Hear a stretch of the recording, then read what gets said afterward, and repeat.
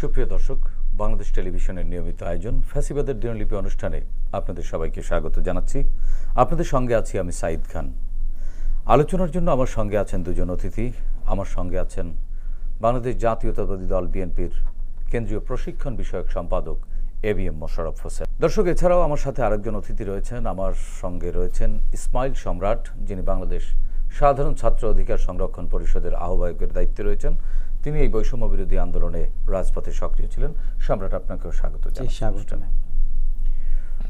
দর্শক, দুজন অতিথির মুখ থেকে ফ্যাসিবাদ নিয়ে শুনব। ইতিহাস সাক্ষ্য দেয়, ক্ষমতালোভী কোনো শাসক যখন জনগণের মৌলিক অধিকার কেড়ে নেয়, তখনই জনমনে জন্ম নেয় প্রতিরোধের অগ্নিবীজ। ফেরাউন, হিটলার, মুসোলিনি, স্ট্যালিন, ইদি আমিন, শেখ মুজিব, শেখ হাসিনা সহ দেশ বিদেশের বিভিন্ন শাসক বিভিন্ন সময় মানবজাতির ক্যালেন্ডারের পাতাকে রক্তাক্ত করেছে। ফ্যাসিবাদের দিনলিপি অনুষ্ঠানের প্রতিটি পর্বে আমরা তুলে ধরি বিভিন্ন সময় নাগরিক অধিকার ভুলুণ্ঠিত হওয়ার চিত্র। এই আলোচনার মাধ্যমে আমরা চিহ্নিত করব গত সরকারের যাবতীয় ফ্যাসিবাদ, খুঁজে বের করবার চেষ্টা করব নাগরিক অধিকার নিশ্চিতের পথ, যাতে ভবিষ্যতে আর কোনো শাসক নাগরিক স্বাধীনতাকে লঙ্ঘনের সাহস না পায়। দর্শক, আজ 20 জানুয়ারি 2025। গত 16 বছরের শুধুমাত্র এই দিনটিতে কি কি ঘটেছিল, অতিথিদের সঙ্গে আলোচনার আগে বিভিন্ন গণমাধ্যম থেকে সংগৃহীত কিছু সংবাদের শিরোনাম দেখে আসি। 2009 এখনই ছাত্রলীগের লাগাম টেনে ধরুন। 2010 পদ্মা সেতুর নির্মাণ ব্যয়ই বড় প্রশ্নচিহ্ন। অস্ত্রধারীদের সামনে পেয়েও ধরেনি পুলিশ, এখন খুঁজছে। 2011 পতন ঠেকানো যাচ্ছে না শেয়ার বাজারের, বিদ্যুতের দাম বাড়ছে। 2013 ছাত্রলীগের গুলিতে শিশুর মৃত্যু, 25 জনের বিরুদ্ধে মামলা। 2014 এমপি হওয়ার দৌড়ে তারকারা, শৈলকুপায় টিআর প্রকল্পের বেশিরভাগ বরাদ্দই লুটপাট। সোনারগাঁওয়ে প্রতিমা ভাঙচুর। 2015 রেহাই পাচ্ছে না শিশুরাও, রাজনৈতিক সহিংসতায় 13 দিনে প্রাণ গেছে 5 শিশুর। অবৈধ বাজার বসিয়ে চাঁদাবাজি। 2016 অবসরে যাওয়া বিচারপতিরা যে রায় লেখেন তা সংবিধান ও আইন পরিপন্থী, প্রধান বিচারপতি সুরেন্দ্র কুমার সিনহা। যা পায় রওশনের কর্তৃত্ব খর্ব চায় না সরকার। আরও খারাপের দিকে সরকারি 4 ব্যাংক। 2017 13টি স্বাস্থ্যকেন্দ্রের 12টিতে নেই চিকিৎসক। 2018 অদক্ষতায় বছরে ক্ষতি 1195 কোটি টাকা। 2019 ঝিনাইদহে রাস্তা নির্মাণে দুর্নীতি, কাজ বন্ধ করল জনগণ। নিউ ইয়র্ক টাইমসকে বাংলাদেশের রাষ্ট্রদূত, ভোটারদের ভয় দেখানো হয়নি। কাস্টমসে 7 প্রতিষ্ঠানের জালিয়াতি, 850 কোটি টাকার চালান। 2020 দেশ চালানোর জন্য বাধ্য হয়ে সরকার ব্যাংক থেকে ঋণ নিচ্ছে, সাবেক অর্থ উপদেষ্টা doctor AB Mirza Azizul Islam. Awami League leader son beat up engineer in Rajshahi. 2021 Padma সেতুর নাম শেখ হাসিনা সেতু করতে writ. 2 UP chairman sent to jail over taka 2000 crore laundering. DB police পরিচয়ে ডাকাতি, মাদকের কর্মকর্তা গ্রেপ্তার। 2022 ট্রাফিক পুলিশের দিকে টাকা ছুড়ে মারলেন বিদেশি। Next national polls to be held in farcical manner, Zafrullah. Chittagong বিশ্ববিদ্যালয়ে আধিপত্য ও কমিটি নিয়ে আবারও সংঘর্ষে ছাত্রলীগ। ইমিগ্রেশনের পদে পদে দুর্ব্যবহার। 2023 চট্টগ্রামে ওসির হাতে লাঞ্ছিত 2 সাংবাদিক, স্থান ত্যাগ না করলে 2 মিনিটের মধ্যে আটকের হুমকি।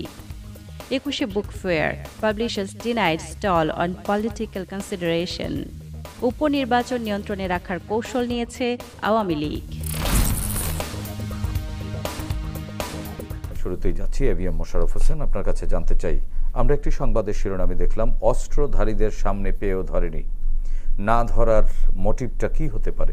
বিগত 15টি বছরে এমন নগ্ন দলীয়করণ করা হয়েছে যে পুলিশ যে একটা পেশা, জনগণের সেবায় নিয়োজিত, এই কথাটি তারা বেমালুম ভুলে গেছে। কারণটা কি? এটা শুধু পুলিশকে দোষারোপ করলে হবে না, কারণ আপনার নিয়োগ, পদোন্নতি, পোস্টিং, এই ক্ষেত্রে সরকারের পছন্দের একটা বিরাট ঘটনা আমরা দেখেছি। মানে যারা শেখ হাসিনার আজ্ঞাবহ অথবা আওয়ামী লীগের আজ্ঞাবহ অথবা কোনো ওই পরিবারের সন্তান, তাদের যোগ্যতা থাকুক বা না থাকুক, তাদেরকে নানাভাবে পদায়ন করেছে। আমরা দেখেন যে আমরা দেখেছিলাম যে একটা দেশের জাতীয় সংসদের চিফ হুইপ জনগণ দ্বারা নির্বাচিত, এবং উনি জনাব জানালুল ফারেক সাহেব 5 বারে নির্বাচিত এমপি ছিলেন। তাকে কিভাবে প্রকাশ্যে রাজপথে নির্যাতন করা হয়েছে, অথচ দেখেন তার বিরুদ্ধে কোনো ব্যবস্থা সরকার নেয়নি, বরং তাকে আরো রাষ্ট্রপতি পদক দেওয়া হয়েছে, তারও আরো বিভিন্ন গুরুত্বপূর্ণ জায়গায় পোস্টিং দেওয়া হয়েছে। এই যে নগ্ন দলীয়করণের কারণে আপনি অস্ত্রধারীদের বলছেন, অস্ত্রধারী কারা? তারা তো গত বিগত সরকারের যুবলীগ, ছাত্রলীগ, সন্ত্রাসী, যাদের মাধ্যমে তারা ক্ষমতাকে পাকাপোক্ত করেছে। সুতরাং তাদেরকে ধরে আইনে সুবাদ্য করবে, এটা চিন্তা করার কোনো কারণ নাই। আইন শৃঙ্খলা বাহিনী হিসেবে তাদের তো এক ধরনের দায়বোধ কাজ করা উচিত। অবশ্যই দায়বদ্ধতা আছে, কারণ তারা এমন নগ্ন দলীয়করণ করেছে বা এমনভাবে সরকারের পক্ষে কাজ করেছে, তাদের যে দায়িত্ববোধ, তাদের যে চাকরির যে বিধিবিধান, সেগুলিকে ভুলণ্ঠিত করে একটা সরকারকে ক্ষমতায় টিকে থাকার জন্য তারা নগ্নভাবে কাজ করেছে। এই কারণেই আপনি যে অস্ত্রধারীকে বলছেন সেটা ধরেন, কারণ অস্ত্রধারী তো তাদেরই পৃষ্ঠপোষকতায় এই আওয়ামী লীগের আমলে দুর্দান্ত না, এই অস্ত্রধারীরা তো ওই আইন শৃঙ্খলা বাহিনীর সদস্যদের পরিবার বা পরিজন, সন্তান বা আত্মীয় স্বজনের জন্য হুমকি ছিল। এটা কি তারা ভুলে গিয়েছিল? তারা কি আসলে সমাজচ্যুত হয়ে গিয়েছিল? এখন তো তাই দেখা যাচ্ছে।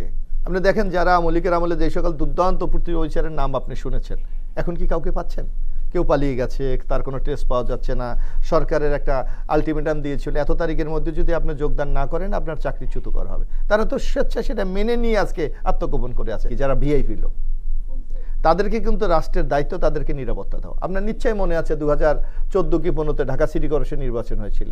তৎকালীন বিরোধী দলের নেত্রী বেগম খালেদা জিয়া কারণ বাজার একটি প্রচারে এসেছিলেন, কিভাবে তার গাড়ির উপর সন্ত্রাসীরা নগ্ন হামলা চালিয়েছে, গাড়ি ভেঙে দিয়েছে, তার যারা ব্যক্তিগত নিরাপত্তা কর্মী ছিল তারা রক্তাক্ত অবস্থায় রাস্তায় পড়ে আছে, অথচ পুলিশ, আইন শৃঙ্খলাকারী নির্বিকার, বরং তারা ওই সন্ত্রাসীদেরকে, অস্ত্রধারীদেরকে প্রোটেকশন দিয়েছে। সঙ্গে এই তো বেগম খালেদা জিয়ার মতো লোক যেখানে নিরাপত্তা পায় না, তাই আপনি সাধারণ মানুষের সেখানে নিরাপত্তা পাওয়ার তো প্রশ্নই আসে না। এই কারণেই তারা আজকে আসলে সমাজচ্যুত আজকে তারা পালিয়ে বেড়াচ্ছে। জি, এবিএম মোশাররফ হোসেন, আপনার কাছে আবারও আসবো। আমাদের সাথে একজন তরুণ নেতা আছে, ইসমাইল সম্রাট। আমরা সম্রাটের কাছে একটু আলোচনা শুনি। সম্রাট, আমরা একটি সংবাদের শিরোনামে দেখলাম পদ্মা সেতুর ব্যয় দফায় দফায় বেড়েছে। এটির কারণ কি ছিল বলে আপনি মনে করেন? পরবর্তীতে পদ্মা সেতুকে শেখ হাসিনা সেতু নাম করার জন্য যে রিট করা হয়েছিল, সেটিকেই বা আপনি কিভাবে মূল্যায়ন করেন? এই সেতুতে আপনি যদি দেখেন, দক্ষিণ এশিয়া, আমি কেন বলবো, শুধু এশিয়ার মধ্যে যতগুলো সেতু হয়েছে, বাংলাদেশের পদ্মা সেতুতে প্রতি কিলোমিটার অনুযায়ী ব্যয় কত হয়েছে, আমাদের পাশের দেশে কত, ভারতে কত, পাকিস্তানে কত, সব থেকে ব্যয়বহুল করে এই দেশের এই সেতুতে যে পরিমাণ দুর্নীতি হয়েছে পদ্মা সেতুতে, তার জন্য দফায় দফায় ব্যয় বাড়ানো হয়েছে। এবং লাস্টে যে কি করেছে, এই সেতুর নামকরণ করতে চেয়েছিল শেখ হাসিনা সেতু, অর্থাৎ এই বাংলাদেশটার নামই শেখ হাসিনা দেশ করে ফেলতে পারতো তারা যদি আরেকটু সময় হয়তো পেতো, আমি যদি বল না বলি। এটা তাদের এরকম একটা অ্যারোগেন্ট মনোভাব নিয়ে তারা বসেছে। তো সেটা আমরা দেখেছি এই প্রজন্ম, কিন্তু আমরা 75 দেখি নাই বা তার আগের শাসনগুলো আমরা দেখি না। কিন্তু এই শাসন আমাদেরকে আইয়ুব, ইয়াহিয়া, এরশাদের শাসন এবং শেখ মুজিবের শাসন, সব শাসনের বাদ ভেঙে এই শাসনে আমরা যা দেখেছি, আমাদের কাছে মনে হয় যে পৃথিবীর ইতিহাসে এরকম স্বৈরা শাসক হয়তো বা আর আগামী 100 বছরে জন্ম নেবে। দফায় দফায় পদ্মা সেতুর ব্যয় কেন বাড়ানো হয়েছিল আসলে? এটা আমরা মনে করি যে এটা শুধুমাত্র তাদের একদিকে হচ্ছে সময় ক্ষেপণ করেছে, তারা ক্ষমতায় থাকার জন্য, যে পদ্মা সেতু হচ্ছে, ওই যে একটা মূলা ঝুলিয়ে রাখছে যে হচ্ছে পদ্মা সেতু, আরেকদিকে তারা দুর্নীতি করছে। এই দফায় দফায় ব্যয় বাড়ানোর নামে তারা অনেক টাকা ধরেন পাচার করেছে। এটা আমাদের কাছে। ইসমাইল সম্রাট, আমরা তো শুনেছিলাম যে পদ্মা সেতু আমার টাকায় আমার সেতু, এবং জনগণের কাছ থেকে নানান সেবা খাত থেকেও কিন্তু টাকা বা যে ইউটিলিটি থেকেও কিন্তু সার্জের নামে এই পদ্মা সেতুর জন্য কিন্তু অর্থ বা তহবিল সংগ্রহ করা হয়েছে। এবং আমরা দেখেছি, মোশাররফ ভাইরা নিশ্চয়ই দেখেছেন যে ব্যাংকের সামনে বড় বড় সাইনবোর্ড বা ব্যানার লাগানো হয়েছিল যে পদ্মা সেতুর ফান্ডে জমা দিন।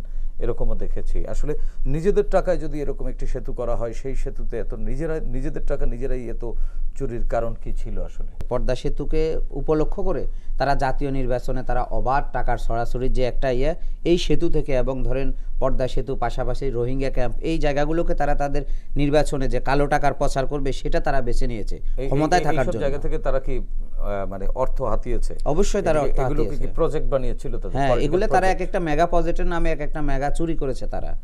অর্থাৎ পুকুর চুরি থেকে তারা সেটাকে পুকুরকে আস্তে আস্তে খনন করতে করতে সাগর চুরি করেছে। এই পদ্মা সেতু তার একটা প্রমাণ। কোনো কিছু হলেই একজন নেতা বা এই পরিবারটিকে ঘিরে যে নামকরণের একটা হিড়িক ছিল।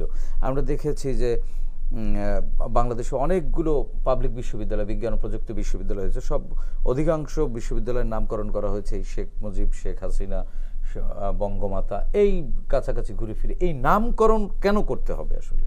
যখন একটা ব্যক্তি যখন গণতান্ত্রিক চর্চা ভুলে যাবে, যখন সে ফ্যাসিস্ট এবং স্বৈরাচারী কায়দায় দেশ শাসন করবে, তখন সে রাষ্ট্রের প্রতিটা অর্গানের মধ্যে তার নিজের প্রতিছবি দেখতে পায় যে এই রাষ্ট্রটা যে একটা জনগণের রাষ্ট্র, এই রাষ্ট্র যে আমরা সবাই মিলে চালাবো, সে সেটা ভুলে যায়।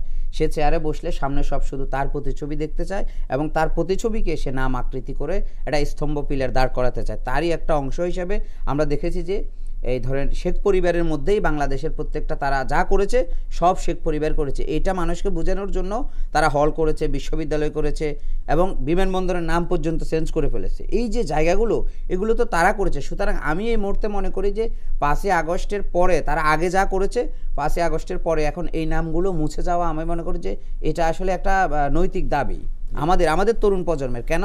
কারণ তারা যেটা জোর করে মানুষের উপর চাপিয়ে দিয়েছে, সেটা থেকে আমরা বেরিয়ে আসতে চাই। জেনজি বেরিয়ে আসছে। এবং আমরা দেখেছি যে এই শেখ পরিবারের দেখুন 5 তারিখের পরে একজন সদস্য কিন্তু এখন পর্যন্ত গ্রেপ্তার হয় নাই, অথচ পুরো দল এবং পুরো দেশটাকে তারা ধ্বংস করেছে। আওয়ামী লীগ নামক পুরো দলটাকে তারা ধ্বংস করেছে। তো এর জন্য যে পরিবারটা দায়ী, সে পরিবার নিরাপদে আজকে পালিয়ে গেছে, তাদের কোনো খোঁজ নেই, তাদেরকে ধরা হচ্ছে না। কেন ধরা হচ্ছে না? এটার মধ্যেও আমরা বড় ষড়যন্ত্র দেখতে পাচ্ছি। কি আপনারা কি দেখেন ষড়যন্ত্র? আমরা তো দেখতে পাচ্ছি যে আসলে ধরেন শেখ পরিবারকে হয়তো একটা বিশেষ গোষ্ঠী, একটা বিশেষ দেশ বরাবরের মতোই তাদেরকে একটা সাপোর্ট দেয়। যখন তারা এখান থেকে চলে যায়, পালিয়ে যায়, তখন তারা তাদেরকে সাপোর্ট দেয় তাদের নিজেদের স্বার্থে, যে এই শেখ পরিবার যদি জীবিত থাকে আমরা আবার হয়তো বাংলাদেশে পুতুল সরকার প্রতিষ্ঠা করতে পারবো। এই করে করে তারা 75 থেকে সব কিছু করে রেখেছে। কিন্তু এই ছাত্র জনতার 5ই আগস্টের বিজয়ের পরে আমার মনে হয় যে কারো যদি এখনো ঘুম না ভাঙে, তাহলে তার ঘুম আগামী 500 বছরে ভাঙবে না।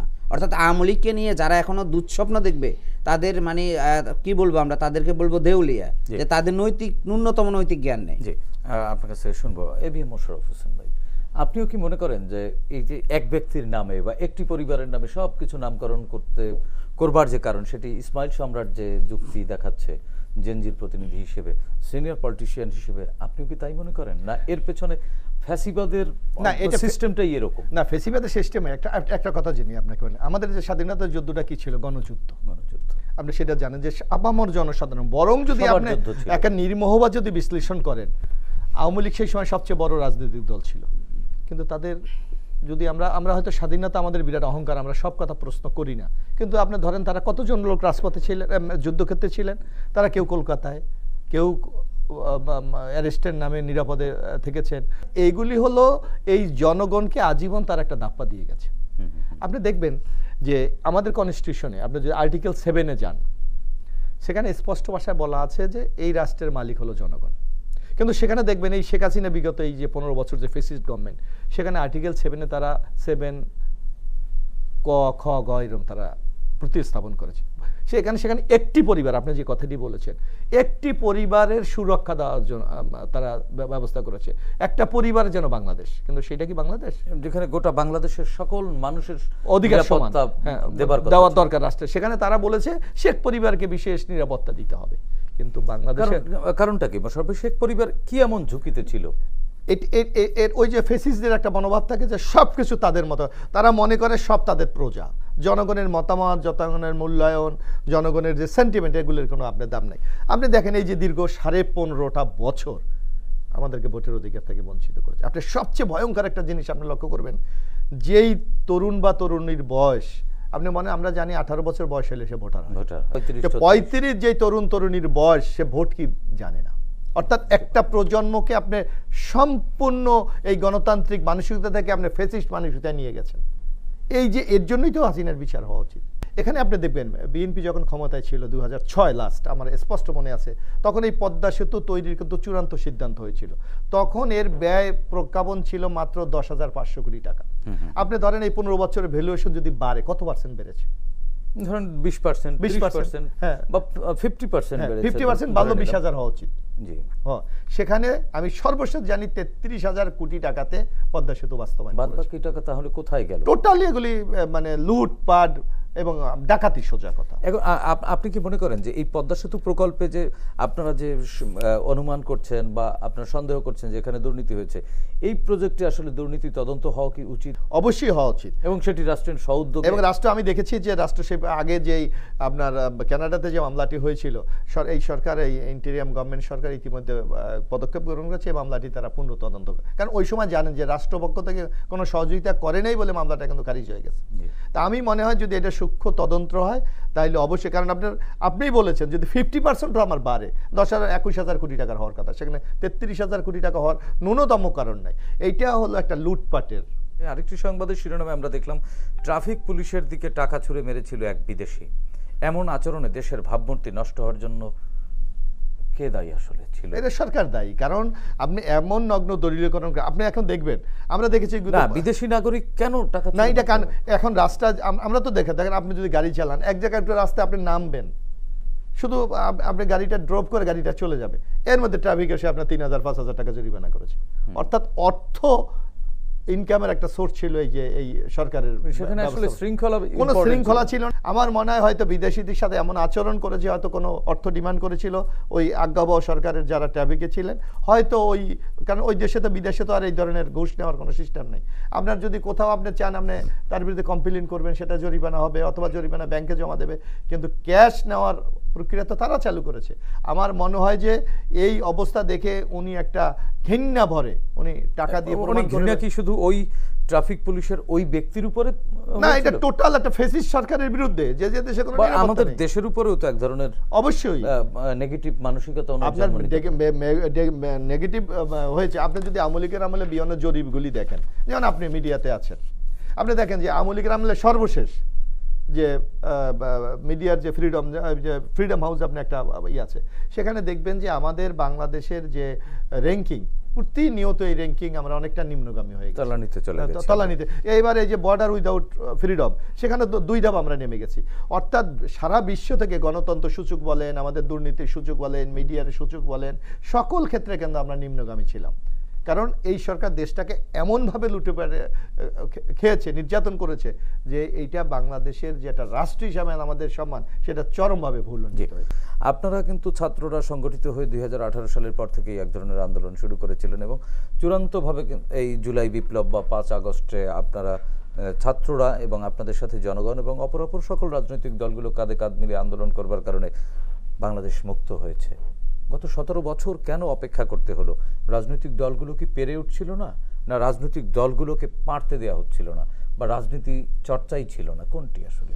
1947 থেকে 71 পর্যন্ত আপনি যদি দেখেন, সেই আমলে কিন্তু বিরোধী দলের উপরে এই পূর্ব বাংলার মানুষ যখন আন্দোলন সংগ্রাম করেছে, একবারে ধরে মানে এক ফিট দূরত্ব থেকে গুলি করেছে। আমার মনে হয় যে এই নজির আপনি ইতিহাস থেকে পাবেন না, সেই আইউবিআইয়া। সুতরাং এই সরকার, এদেশে বিরোধী দল, শেখ হাসিনা সরকার, এদেশে বিরোধী দল বলতে যারা ছিল অপোজিশন অ্যালায়েন্স, সত্যিকার অর্থে যারা এই সরকার পতনে, তখনকার সরকার পতন না, ঠিক জনগণের অধিকার আদায়ের জন্য যারা সরকার, জনগণের অধিকার প্রতিষ্ঠা করতে হলে তো আপনি ফ্যাসিজমকে কবর দিতে হবে। তো সেই দল, যেই দল এই শক্তি সামর্থ্য রাখে, সেই দলের বিরুদ্ধে তারা একটা স্ট্রিম রোলার চালিয়ে দিয়েছে। সুতরাং অন্য দলগুলো সঙ্গত কারণে, এই যে বৃহৎ দল যখন ছাপে থাকে, ছোট দলগুলো তখন আর আন্দোলন সংগ্রামের জন্য মানুষের খুব একটা বেশি আগ্রহ দেখায় না, যে এই বড় দল এত এই অবস্থা, তাহলে আমাদের কি অবস্থা হবে।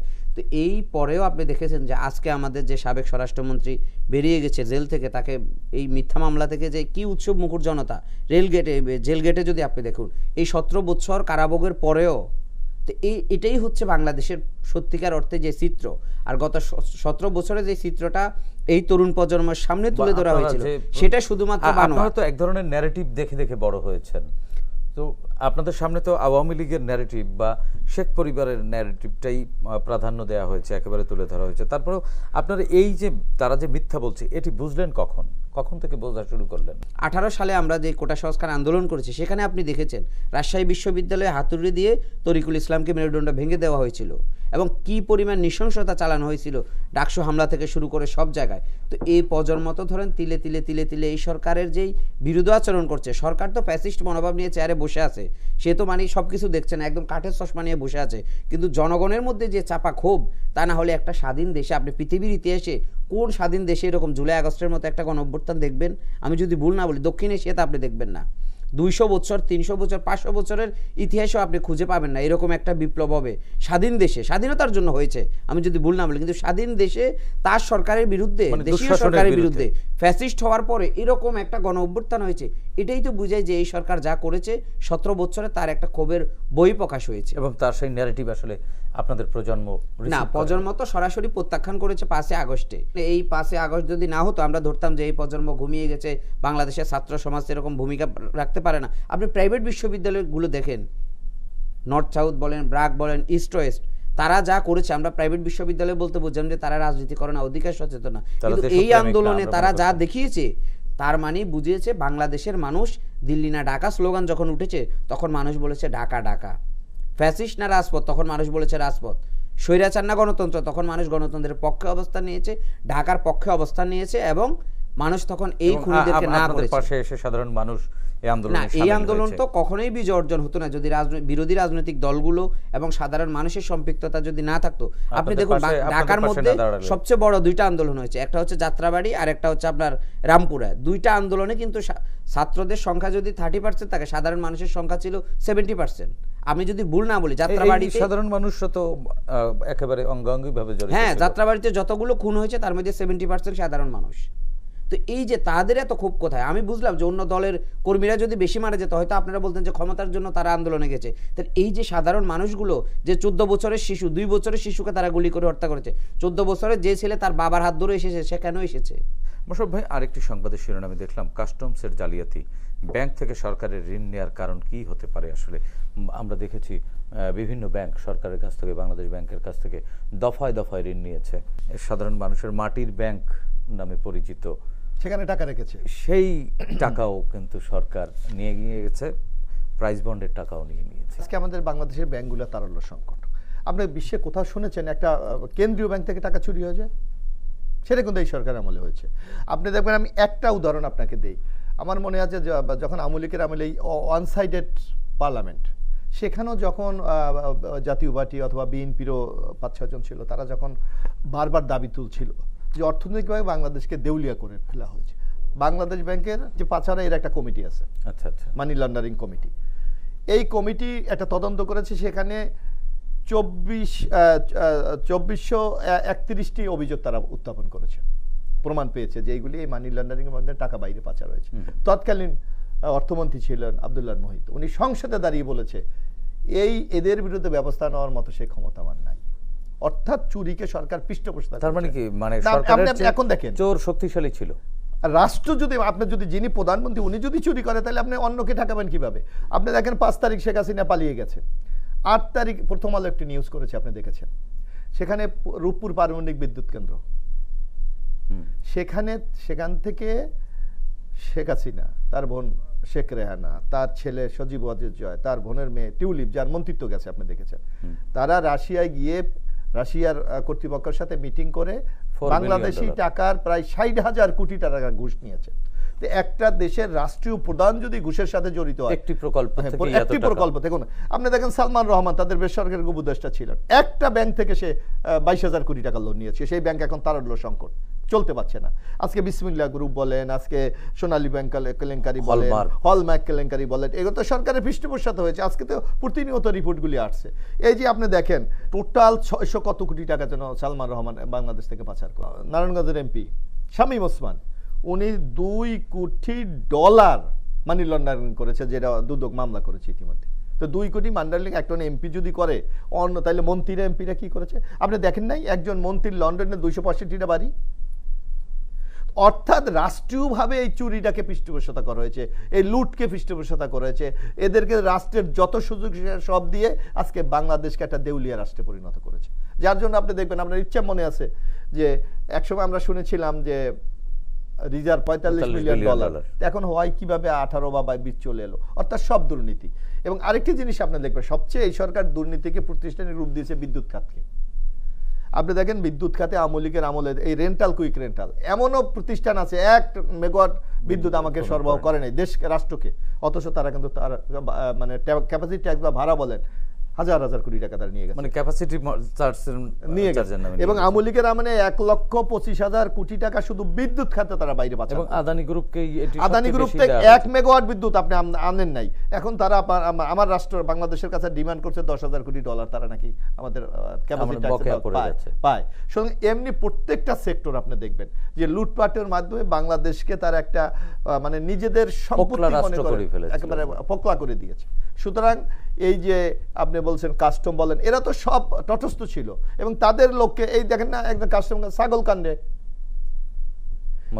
মতিউর রহমান, শুধু তাই না তার ওয়াইফ তাকে আর উপজেলা চেয়ারম্যানও বানিয়েছে, অর্থাৎ অর্থ যে দিয়েছে তাকে সেখানে মানে শেখ হাসিনা সরকারের লক্ষ্যই ছিল আসলে টোটাল সিস্টেমটাকে কোলাপস করে দেওয়া এবং সবাইকে, কাউকেই ভালো থাকতে দেয়নি, সবাইকে দুর্নীতির অংশীদার করে ফেলেছিল, সবাইকে। এটি আসলে ফ্যাসিবাদী অর্থনীতির ধরনটাই কিন্তু এইভাবে ইতিহাস আমরা যতদূর জানি। এবিএম মোশাররফ হোসেন, আপনার কাছ থেকে আবারও শুনবো ইসমাইল সম্রাট। আমরা আরেকটি সংবাদের শিরোনাম আপনার কাছ থেকে শুনতে চাই, ছোট্ট করে বিশ্লেষণ করবেন। আমরা দেখলাম যে 2022 সালের খবর, চট্টগ্রাম বিশ্ববিদ্যালয়ে আধিপত্য কমিটি নিয়ে আবার সংঘর্ষে ছাত্রলীগ। নিজেরা কেন লাগতো এই যে আমাদের এই সংবাদটা কেন আসলো, নিজেরা কেন এইভাবে মুখোমুখি প্রায় সংবাদের শিরোনাম হতো যে তারা রাজনীতি মানি করতে হচ্ছে টেন্ডারবাজি, চাঁদাবাজি, হল দখল, সিল্ট বাণিজ্য। তো এই 4টা কারণের মধ্যেই হয়তো তাদের মধ্যে যে কমিটি বাণিজ্য, এই ধরনের কারণেই তারা নিজেদের মধ্যে ধরেন আধিপত্য বিস্তার নিয়ে, হলে হয়তো সিট ভাগাভাগি নিয়ে, টেন্ডার নিয়ে তারা এই নিজেদের মধ্যে এই গ্রুপিং করতে গিয়েই এই সংঘর্ষগুলো হয়েছে। প্রত্যেকটা বিশ্ববিদ্যালয় একই অবস্থা ছিল চট্টগ্রাম বিশ্ববিদ্যালয়ের মতো।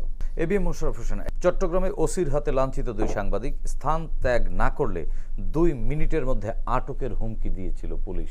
জাতীয় সংসদের হুইপ, এমপি, ব্যবসায়ীরা যেখানে নাজেহাল হয়েছে, সেখানে সাংবাদিকরা আপনারা তো আরো তাদের কাছে তো আরো ঠুনকো ছিলেন। আপনার নিশ্চয় মনে আছে যে পুলিশকে তারা কতটুকু নগ্নভাবে ক্ষমতা দিয়েছে। আপনার মনে আছে প্রদীপ টেকনাফের ওসি প্রকাশ্যে বলেছে যে টাকার জন্য 200 লোককে ক্রস ফায়ার দিয়েছে।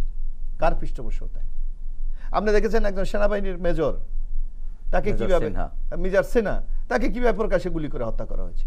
অর্থাৎ তারা এমন একটা দৈত্য বাহিনী তৈরি করেছে যে তাদের বিরুদ্ধে প্রতিবাদ করবে, যে তাদের আওয়ামী লীগের কোনো ন্যায্য কাজের সমালোচনা করবে, তাকে নিচ্ছিন্ন করে দেওয়াই ছিল তাদের মূল লক্ষ্য। এবং এটা ফ্যাসিস্ট সরকাররা এইভাবে যুগে যুগে এইটা। ব্যক্তিগতভাবে এই সরকারের কোন কোন পদক্ষেপগুলো দ্রুত নেওয়া দরকার যাতে এই রাষ্ট্র একটি মানবিক রাষ্ট্র, দানবিক রাষ্ট্র থেকে মানবিক রাষ্ট্র? আপনি এই সরকারের মেইনলি 2টা কাজ আপনি লক্ষ্য করবেন। একটা কাজ হলো বাংলাদেশের যে গণতন্ত্রকে আওয়ামী লীগ হত্যা করেছে, দেশকে সে গণতন্ত্রের পথে নিয়ে যাওয়া, নাম্বার 1। নাম্বার 2, তাদের কিন্তু আরেকটা রুটিন কাজ আছে প্রতিনিয়ত, রাষ্ট্র পরিচালনা করা। রাষ্ট্র পরিচালনা করতে গেলে আপনার জনগণের স্বার্থকে তারা প্রাধান্য দিতে হবে। যেমন আপনার দ্রব্যমূল্যের ঊর্ধ্বগতি, আইন শৃঙ্খলা নিয়ন্ত্রণ, এই যে আওয়ামী লীগের আমলে যে আমার ক্ষতগুলি তৈরি করেছে, যে ব্ল্যাক স্পট তৈরি করেছে, এগুলাকে দূর করে একটা জনগণের বাংলাদেশ তৈরি করা। তারপর আপনার আরেকটা বড় সংকট, আপনার দেশটাকে কিন্তু উন্নয়নের মহাসড়কে নিয়ে যেতে হবে, সেখানে আমাদের বিনিয়োগ দরকার। আমরা তো গত 17 বছর মহাসড়কেই ছিল না, ওইটা হলো লুটপাটের একটা। এখন আপনাকে কিন্তু বিনিয়োগ দরকার আমার দেশের অর্থনীতিকে সচ্ছলতা আনার জন্য। কিন্তু আপনি দেখেন ইতিমধ্যে বিভিন্ন যে ডেভেলপমেন্ট পার্টনারগুলি আছে, তারা কিন্তু একটা ঘোষণা দিয়ে রেখেছে যে নির্বাচিত সরকার ছাড়া কিন্তু তারা উন্নয়ন কর্মকাণ্ডে অংশগ্রহণ করবে না। সুতরাং আমার মনে হয় যে দ্রুত গতিতে নির্বাচন দিয়ে, এখন আপনি যেই বলছেন যে সংস্কার কিন্তু একটা ধারাবাহিক প্রক্রিয়া, একদিনই আপনি পারবেন না। বরং আমরা বাংলাদেশের যে কোনো সংস্কারের যদি আপনি মেথডগুলি দেখেন, যে 3টা মেথডে সংস্কার করা, short time, mid time, long term. আমার মানে ইউনূস সাহেব রাজনীতিবিদদের জন্য একটা চ্যালেঞ্জ ছুড়ে দিয়ে যেতে পারে। শর্ট টাইম উনি কি ভবিষ্যতে করা উচিত সেটা দিয়ে জনগণের কাছে উপস্থাপন করে উনি যে বিদায় নেয়, পরবর্তীতে রাজনৈতিক দলগুলি মানে যেই শক্তি ক্ষমতায় যাবে তাদের কাছে কিন্তু এটা বিরাট চ্যালেঞ্জ হবে। ইসমাইল সম্রাট, আপনিও কি তাই মনে করেন? এবং আপনার কোনো ব্যক্তিগত পরামর্শ আছে কিনা সরকারকে? ছোট্ট করে। দেখুন, আমি মোশাররফ ভাইয়ের সাথে সম্পূর্ণ একমত। বাংলাদেশের মানুষ হচ্ছে স্বাধীন চেতা মানুষ। তারা তাদের এই অধিকার বলতে গণতান্ত্রিক অধিকার, অর্থনৈতিক অধিকার না, অবকাঠামোগত উন্নয়ন না। তো এই সরকার সংস্কার পেয়েছে, প্রত্যেকটা রাজনৈতিক দল তাদেরকে মেনে নিয়েছে। এখন পর্যন্ত ধৈর্য সহকারে বলছে বড় রাজনৈতিক দলগুলো যে আপনারা সংস্কার করুন, আমরা আপনাদেরকে সময় দিয়েছি। তা আমি বলবো অতি দ্রুত সময়ের মধ্যে সরকার সংস্কার করে নির্বাচনের পথে যাওয়া। ধন্যবাদ ইসমাইল সম্রাট, ধন্যবাদ এবিএম মোশাররফ হোসেন, আপনাদের দুজনকেই। প্রিয় দর্শক, ৩৬ জুলাইয়ের গণ অভ্যুত্থানের মাধ্যমে ছাত্র জনতা এ মাটির গর্ভে যে নতুন আলো প্রবেশ করিয়েছে তা ধরে রাখবার দায়িত্ব শুধু সরকারের একার নয়, আমাদেরও। বিভিন্ন স্থানে ঘটে যাওয়া মব ভায়োলেন্স, মব জাস্টিস ফ্যাসিবাদী সংস্কৃতিরই অংশ। সুশাসনের প্রয়োজনে দীর্ঘদিনের চর্চিত এই ফ্যাসিবাদী সংস্কৃতি থেকে বেরিয়ে এসে আইনের আশ্রয় নিতে হবে আমাদের। আসুন আমরা সুনাগরিকের পরিচয় দেই, ফ্যাসিবাদকে রুখে দেই। দর্শক, দেখা হবে আগামী পর্বে নতুন অতিথির সঙ্গে। ততক্ষণ পর্যন্ত ভালো থাকুন, সুস্থ থাকুন, বাংলাদেশ টেলিভিশনের সঙ্গেই থাকুন। খোদা হাফেজ।